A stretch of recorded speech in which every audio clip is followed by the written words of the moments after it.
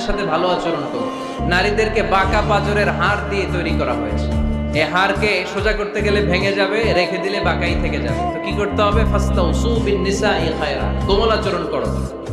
আবার আল্লাহর হাবিব সাল্লাল্লাহু আলাইহি ওয়াসাল্লাম বললেন, রিফকাম বিল কাওয়ারিদ, নারীদেরকে কাচের তৈজসপত্র বাসনের সাথে, গ্লাসের সাথে আল্লাহর হাবিব সাল্লাল্লাহু আলাইহি ওয়াসাল্লাম তুলনা করলেন। কাচের তৈজসপত্র, কাচের গ্লাস, কাচের প্লেট যেমনি আস্তে তুলতে হয়, আস্তে রাখতে হয়, নারীদের সাথে এরকম কোমল আচরণ করার আদেশ দিয়েছে কে? কাচের গ্লাস, তৈজসপত্র, জগ কিভাবে রাখেন আপনারা? খুব জোরে এরকম থপাস করে নাকি? উঠানোর সময় থপাস করে উঠান? খুব স্মুথলি এটা ধরতে হয়, স্মুথলি এটা রাখতে হয়।